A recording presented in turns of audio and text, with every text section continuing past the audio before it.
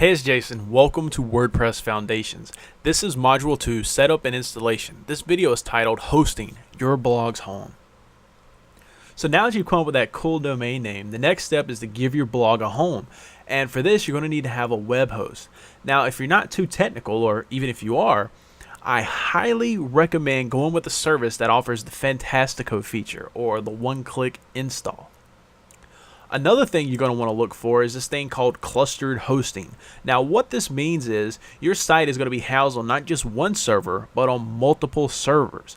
So whenever someone visits your site, they're going to be sent to maybe server number 3, and then the next guy that comes is going to be sent to maybe server number 20 or something. They're all going to view your site. What this means is if one server's down or one server's getting hammered, people are still going to be able to connect to your site, which is very, very cool.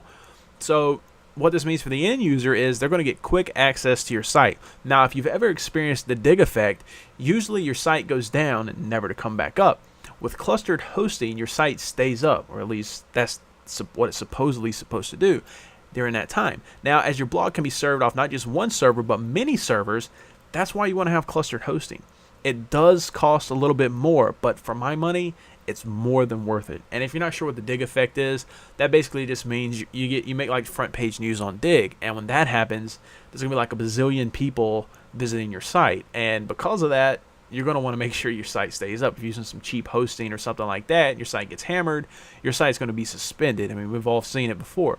But by using clustered hosting, it doesn't put that much of a strain. Like the load can be shared amongst different servers. So this is totally worth it. The next thing is multiple domain hosting. What this means is you're going to be able to have multiple domain names on your account.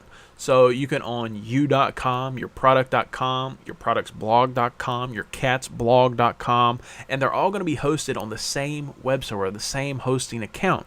So what this means for you is maybe you pay $10 or $20 a month, whatever the fee is, and you can host as many different websites as you feel like, or however many the hosting provider will let you, based on your account, for one low price. I can't even begin to tell you how cool this is, right?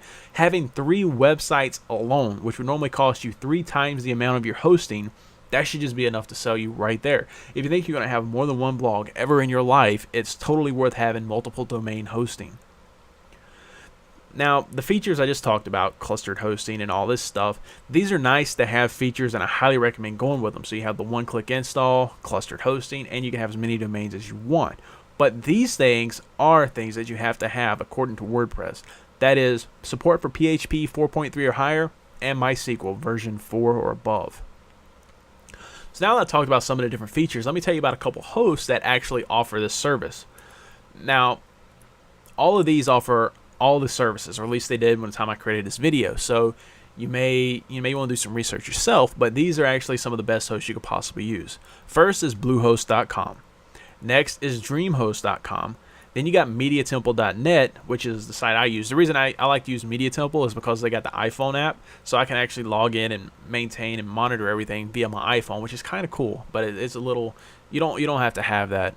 You'll be fine with the others. There's also laughingsquid.net. They're pretty cool. Another one I didn't mention on here is HostGator. HostGator is really, really cool, and they offer a lot of these features too. It's really worth checking out. They just wouldn't fit on my screen, so I just didn't put it here. But you can check out HostGator. It's really inexpensive, and a lot of people do use that. So one thing you want to do now is go out and survey all of these different hosting accounts and see which one you want to go with.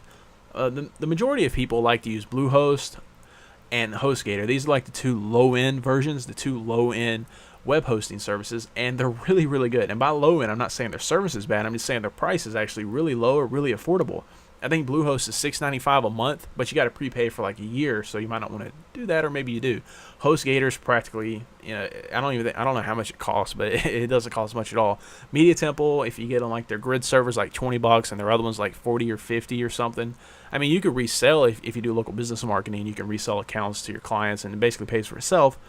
But the only reason I use MediaTemple again is just because of the iPhone app, and it does have the Fantastico and all that stuff. So go ahead and choose your domain name. Get your domain name if you haven't already. Get your hosting account. And then on the later part of these videos, starting after the next one, I'm going to go ahead and show you how to install WordPress so you can get up and start going. So I'll talk to you soon.